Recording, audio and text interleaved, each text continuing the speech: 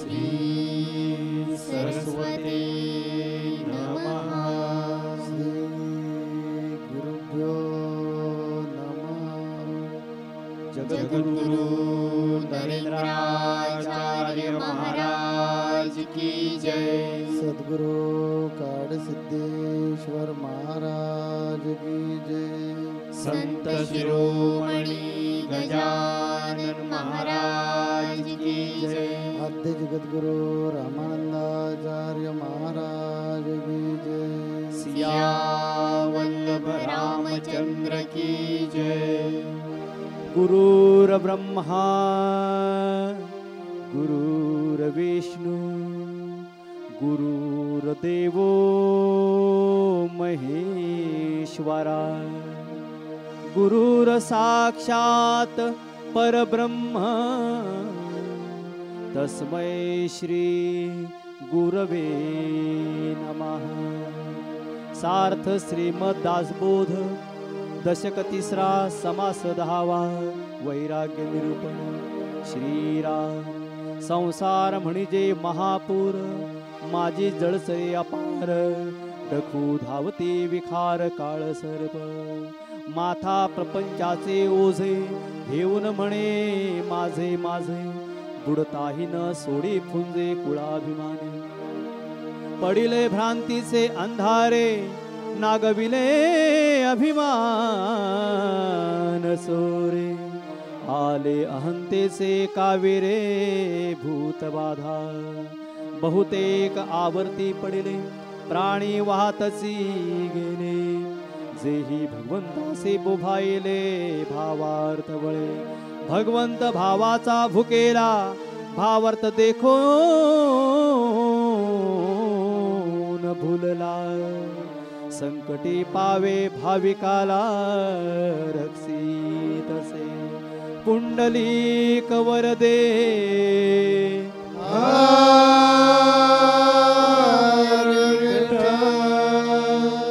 श्री ज्ञानदेव तुकाराम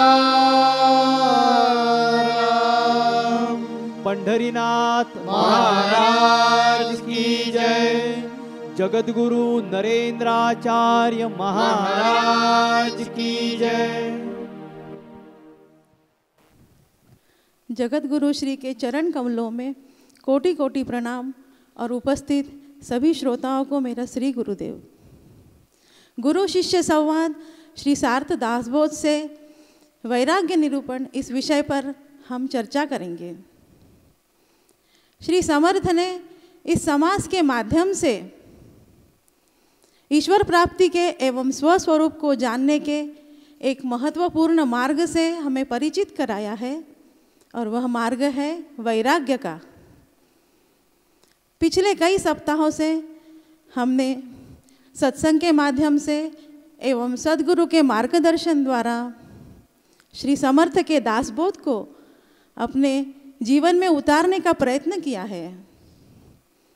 जिन श्रोताओं ने इस सत्संग को श्रद्धा एवं विश्वास के साथ श्रवण किया है, जो भक्त अभी अभी इस सत्संग से जुड़े हैं, उन्हें सद्गुरु के मार्गदर्शन द्वारा मैं यह बताना चाहूँगी कि मनुष्य माता के गर्भ में होने वाले जन्म दुख से मुक्त होने के बाद सांसारिक समस्याओं में, भौतिक आकर्षण एवं प्रापंचिक दुखों में इस प्रकार फंसता चला जाता है कि इन सांसारिक दुखों को ही पाने के लिए वह सदैव छटपटाता रहता है और इन दुखों को, इन सुखों को पाने की चाह में ही वह अपना सारा समय गंवा देता है।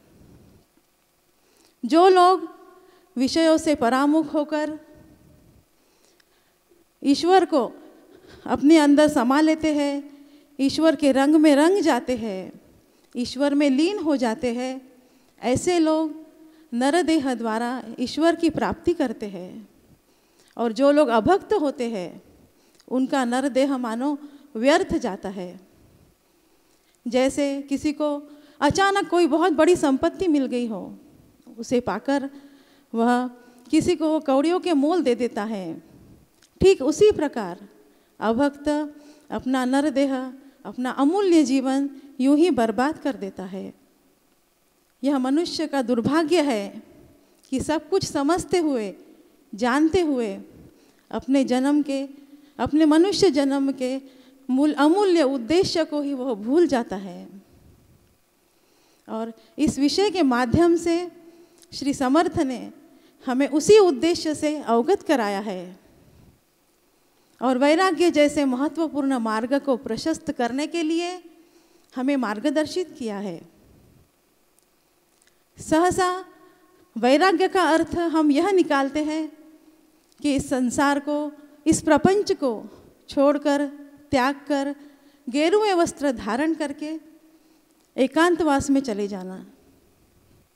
वैराग्य के लिए यह सोच या हमारी यह सोच या यह सोचना स्वाभाविक है, क्योंकि अपने पुराणों में, शास्त्रों में हम यही पढ़ते आए हैं। किंतु वैराग्य का यह स्वरूप पूर्वोत्तर युगों में सहज एवं सरल था। वर्तमान युग में इसकी संभावना अत्यल्प है। वर्तमान समय में अनासक्त वैराग्य को स्वीकार करना संभव नहीं है, क्योंकि इस युग के मनुष्य अपने प्रापंचिक संसाधनों में एवं दुखों में इस तरह से लिप्त हो चुके हैं कि उनसे अपने आप को अलिप्त कर ही नहीं सकते। इसीलिए श्री वैराग्य में श्री समर्थ दासबोध में श्री समर्थ ने हमें यही बताने की कोशिश की है कि आज के इस युग का मनुष्य जो है, उसने सच्चे ईश्वर को भूलकर रिश्ते, नाते, धन, संपत्ति, धन को ही अपना सच्चा ईश्वर मान लिया है। वैराग्य का जो सही स्वरूप श्री समर्थ ने दासबोध में परिभाषित किया है, वह यह है कि मनुष्य अपने संसार में रहते हुए, अपने प्रापंचिक जिम्मेदारियों को निभाते हुए इस सत्य से प्रतिपल अवगत रहना चाहिए कि मेरे आसपास जो कुछ भी है, ऐश्वर्य, धन, संपत्ति, रिश्ते, नाते, यह भौतिक संसाधन, यह सब कुछ भ्रम है और सिर्फ मुझे भ्रमित करने के लिए है।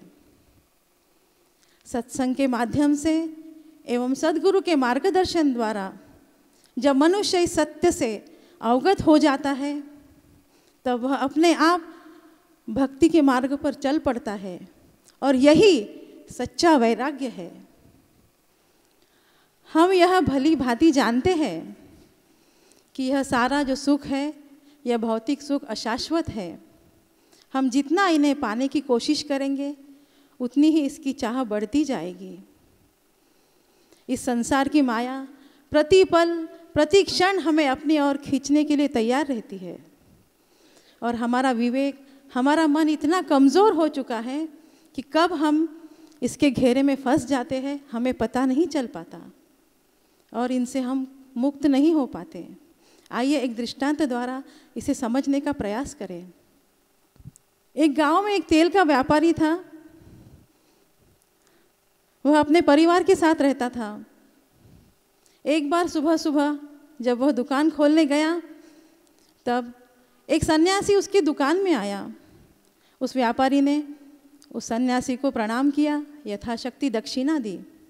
तब सन्यासी बोले, आस्तिक हो? तब व्यापारी बोले, हाँ ज़रूर, ईश्वर में आस्था रखता हूँ, रोज़ पूजा पाठ करता हूँ, काम धंधा करते वक्त माला भी फेरता हूँ। तब सन्यासी बोले, स्वर्ग चलोगे? तब व्यापारी बोले, हाँ क्यों नहीं, ज़रूर, स्वर्ग कौन नहीं जाना चाहेगा। तब सन्यासी बोले, चलो अभी इसी वक्त मैं आपको स्वर्ग ले चलता हूँ, ईश्वर के दर्शन करना चाहोगे? तब व्यापारी घबरा गया, बोला, अरे अभी नहीं, अभी तो मेरे बच्चे छोटे हैं, पत्नी है, माता पिता है, उन्हें संभालना है, उनके भविष्य के लिए कुछ धन संचित करना है। आप फिर कभी आइए, मैं फिर कभी चलूँगा आपके साथ प्रभु के दर्शन को।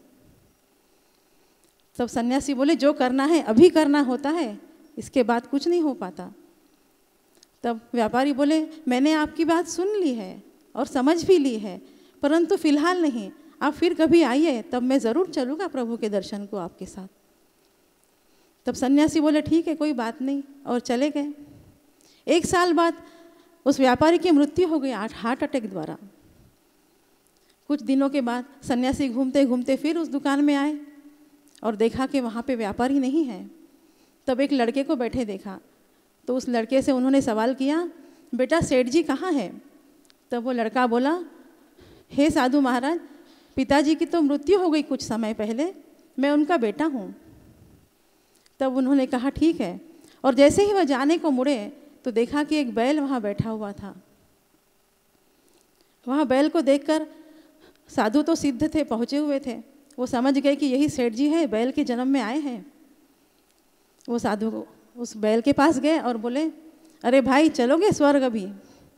तो वो बोले नहीं अभी नहीं, फिर कभी, अभी तो बच्चे ने नया नया काम संभाला है, उसकी उम्र भी कच्ची है, फिर कभी चलूँगा प्रभु के दर्शन को ज़रूर आपके साथ। तब सन्यासी बोले ठीक है कोई बात नहीं। फिर सन्यासी चले गए। कुछ साल बाद उस बैल की भी मृत्यु हो गई। फिर कुछ दिनों बाद साधु भटकते हुए वहाँ पहुँच गए। बेटे से पूछा, अरे बेटा सेठ जी कहाँ है? तो बोले वो तो नहीं है। उन्होंने जानबूझकर सवाल किया था उस बेटे से, और पलट कर देखा कि वहाँ बैल भी नहीं है। तो बोले अरे यहाँ एक बैल था, वो कहाँ गया? तो बोले वो तो मर चुका है। तब बोले ठीक है, और जाने को जैसे ही मुड़े देखा दुकान के बाहर एक कुत्ता बैठा हुआ था। तब साधु समझ गए कि अब ये कुत्ते का जन्म लेकर आए हैं। वो उनके पास गए और बोले, अरे भाई अब चलोगे प्रभु के दर्शन को?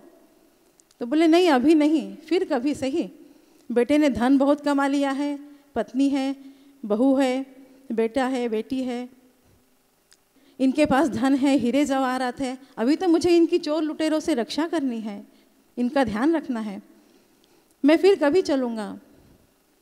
तब सन्यासी बोले ठीक है, तात्पर्य यह कि आस्तिक है, ईश्वर में श्रद्धा रखता है। तात्पर्य यह है कि ये जो लोभ है, मोह है, यह हमें छोड़ता नहीं। इंसान का जन्म था, वो जन्म में हमें जो करना चाहिए था वो किया ही नहीं। उसके बाद बैल का जन्म मिल गया, उधर भी हमारा मोह माया छूटी नहीं। कुत्ते का जन्म आ गया, ऐसे अनेक जन्म हमने ली तो भी हमें इससे छुटकारा मिलता नहीं। क्यों? क्योंकि हमारा जो मन है ये वासना में अटक गया है, इस वजह से हम विरक्त नहीं होते। समर्थ रामदास स्वामी जी ने जो ये विरक्त के बारे में हमें जो मार्गदर्शन किया है, निरूपण किया है, उसका उद्देश्य यही है कि भाई आपने पहले आदि भौतिक, भौतिक, दैविक, ऐसे 3 प्रकार के ताप देखे हैं। ये ताप क्यों आते हैं, ये भोग हमें क्यों आते हैं? हमारा कर्म, हमारा कर्म हमें ये भोग में डालता है, भोग में फेंक देता है। हम उचित कर्म नहीं करते, इंसान का जन्म मिलता है, बुद्धिवान जन्म मिलता है, तो भी यह बुद्धि का इस्तेमाल सही ढंग से नहीं करते। इसी कारण हमें भौतिक, आदिभौतिक और आध्यात्मिक 3 तापों से आगे जाना पड़ता है, तो भी हम सुधारते नहीं। इसीलिए मृत्यु का समर्थन ने हमें ध्यान करवा के दे दिया। इसलिए पिछले सप्ताह में हमें मृत्यु के बारे में निरूपण सुना कि मृत्यु किसी को टलने वाला नहीं है, आज ना कल आने वाला है, तो मृत्यु को क्यों डरते हैं? मृत्यु को डरने की जरूरत नहीं। अच्छा मृत्यु आना चाहिए और अगला जन्म आदि दैविक ताप भुगतना नहीं चाहिए। तो अगला जन्म हमें अच्छा आना चाहिए। तो हमने पिछले प्रवचन में बताया था आपको, आप जियो और दूसरों को जीने में सहायता करो, इतना ध्यान में रखो। आपको सुनने को भी अच्छा लगा। आप लोग ये प्रयास ऐसे करने का प्रयत्न करेंगे, आप जियो और दूसरों को जीने में सहायता करने का प्रयत्न करेंगे, लेकिन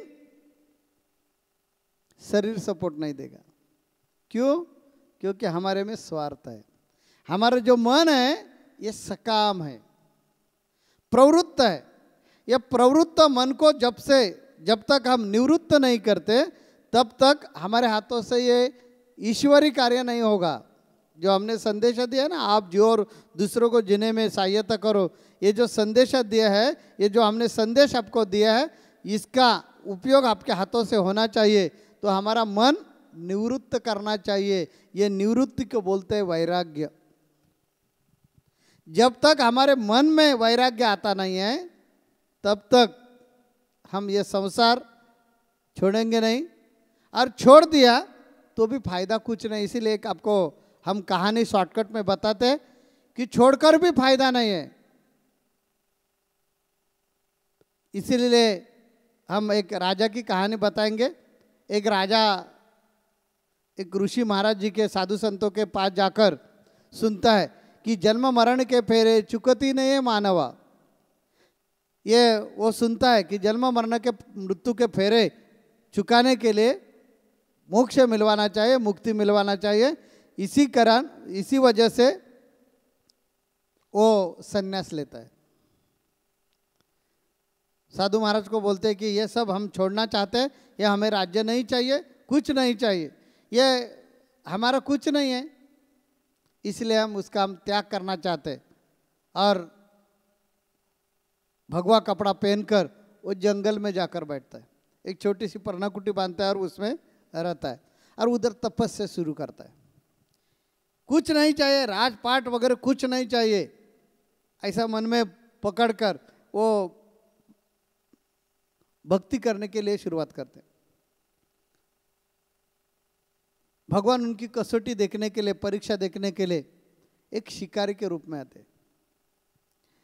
और जहाँ राजा साधना कर रहा था उधर वो शिकारी आता है। राजा पूछताछ करते हैं आप कहाँ के हैं, कौन से देश के हैं? तो वो बोलता है मैं फलाना फलाना देश का राजा हूँ और शिकार करने के लिए आ गए, मुझे प्यास लगी इसलिए आपकी पर्णकुटी दिख गई, इसी की वजह से इधर आ गए। तो राजा को अपना जन्म याद आता, अरे हम भी राजा थे और ये सब राजपाट का त्याग किया और इधर अभी हम संन्यास लेकर मुक्ति मोक्ष मिलवाने का प्रयास कर रहे हैं।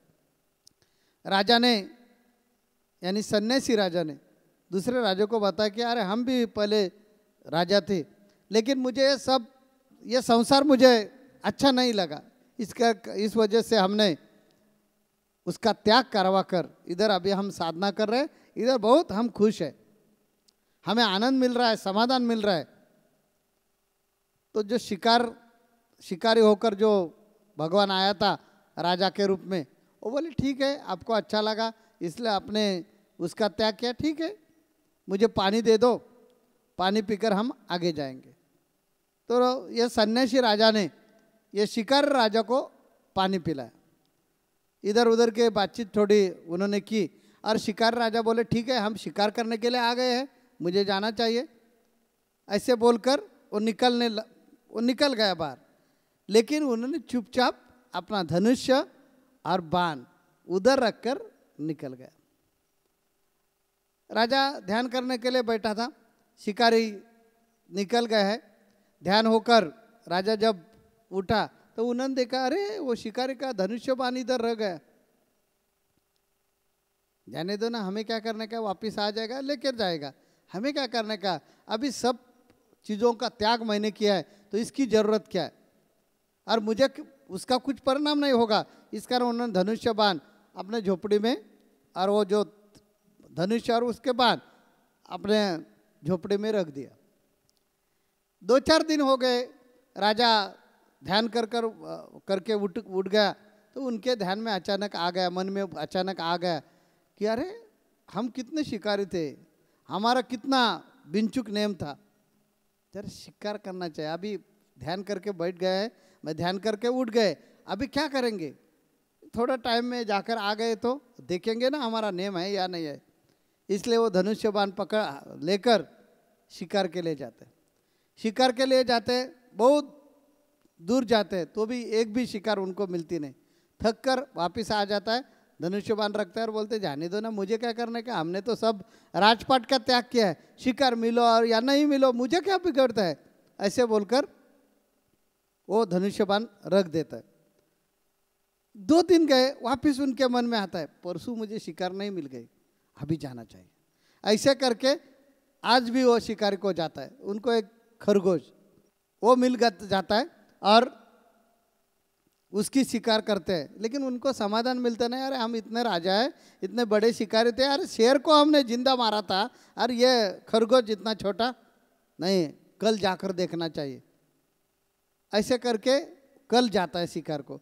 ऐसे होते होते होते कहानी बहुत बड़ी है, हमारे पास टाइम कम है। ऐसे होते होते होते एक दिन सन्यासी का राजा, सन्यासी जो राजा था वो शिकारी बन गया। अपना जप ध्यान धारणा सब छोड़ दी और शिकार शिकार शिकार ऐसे मन में उनके हर दिन आने लगा और वो अच्छा शिकारी हो गया, जिन्होंने राजपाट का त्याग किया था और बैरागी बना था ध्यान धारणा करने के लिए, मोक्ष मिलवाने के लिए। लेकिन एक दिन ऐसी परिस्थिति आती है कि वो उत्तम शिकारी हो जाता है और यह सब भूल जाता है। ऐसे क्यों? क्योंकि मन जब तक वैरागी नहीं बनते तब तक भगवा कपड़ा पहन के या ऊपर से वेश करवा के वैरागी होके फायदा नहीं है। हम संसार में रहते हैं और हमें लगता है कि हम ऐसे नहीं कर सकते, लेकिन अनेक साधु संतों के उदाहरण हम दे देंगे कि वो संसार में खुद है, संसार करते हैं लेकिन मन से वैरागी रहते। उसका अच्छा सबूत मैं हूँ। हम संसार करते हैं लेकिन संसार में फंसे हुए नहीं है। वैसे आप भी कर सकते हैं। अपना जो मन है ये प्रवृत्त मन को निवृत्त बनाने का, और ये प्रवृत्त मन जब निवृत्त हो जाएगा तब हमारे पास वैराग्य आ जाएगा। और वैराग्य आ गया कि हमें मालूम हो जाएगा कि अरे सब झूठ है, भगवान के हाथों का हम खिलौना है और एक ना एक दिन टूटने वाला है। वो खिलौना टूटने के पहले कुछ अच्छा काम करना चाहिए। ऐसे कर्म करना पड़ेगा हमें कि त्रिविधा ताप हमारा कुछ भी नहीं बिगड़ाएगा या हमारा कुछ भी बुरा नहीं करेगा। हमें अगला जन्म मिलेगा, जरूर मिलेगा, क्योंकि वो हमारे हाथों में नहीं है। लेकिन हम ऐसे कर्म करेंगे कि अगला जन्म मिल गया तो भी हमें पश्चाताप करने का समय हमारे ऊपर नहीं गुजरेगा। ऐसे हम कार्य करेंगे। और ये सिखाने के लिए समर्थ रामदास स्वामी जी ने हमें वैराग्य के बारे में निरूपण दिया है। अगले समास में वो हमें बताएंगे कि ये ऐसी अवस्था मन के आने के लिए मन को धोना पड़ता है, मन को साफ करना पड़ता है। ये मन को साफ हम ऐसे नहीं कर सकते, उनको अंदर हाथ डालकर साफ नहीं कर सकते। हमारे पास ऐसा कुछ ब्रश नहीं कि वो ब्रश से साफ कर सकेंगे। उसके लिए भक्ति नाम का साबु दिया है और वो साबु लगाकर हमें हमारे मन को साफ करना चाहिए। इसी कारण तो अभी अभी दीदी ने अभंग लिया था कि मनवा भक्ति करो हरि नाम की। ये जो संत कबीर जी ने बताया, ये इसीलिए बताया है कि हमारा मन विरक्त होना चाहिए तो हमारा मन भक्ति के साबु से धोना चाहिए। जब भक्ति के साबु से हम धोएंगे और वो साफ सुथरा हो जाएगा तब हमारे मन में वैराग्य आ जाएगा और हम संसार में रहकर भी वैराग्य का अच्छी तरह से पालन करेंगे और हम जिएंगे और अनेक लोगों को जीने के लिए सहायता करेंगे, मदद करेंगे और भगवान के रूप में हम सब लोगों को दृष्टिक्षेप में आ जाएंगे और हमारा जन्म का सचमुच सार्थक हो जाएगा। इसलिए वैराग्य निरूपण हमें संत रामदास स्वामी जी ने दिए है, उसका विचार हमें करना चाहिए। इसलिए संत संघ में हर हफ्ता में आना चाहिए। आगे आगे बहुत अच्छा बात है कि हम सांसारिक लोग, प्रापंचिक लोग, प्रपंच में रहकर हम वैराग्य कैसे पा सकते हैं। इसीलिए उनके लिए हमारा जो मन है वो कैसे धोने का 9 प्रकार का साबु बता है। 9 विधा भक्ति उनको हम बोलेंगे, वो 9 विधा भक्ति आगे आगे हमें सुनने को मिल जाएगी। अभी इतना ही। हमारा आशीर्वाद आप सब लोगों का, आपको सुख समाधान शांति आनंद जरूर मिलेगा, ऐसा हम आशीर्वाद देकर हमारे वाणी को विराम दे रहे। जगत गुरु नरेंद्राचार्य महाराज की जय। सद्गुरु काल सिद्धेश्वर महाराज की जय। संत शिरोमणि गजानन महाराज की जय। आद्य जगत गुरु रामानंदाचार्य महाराज की जय। सिया वल्लभ रामचंद्र की जय।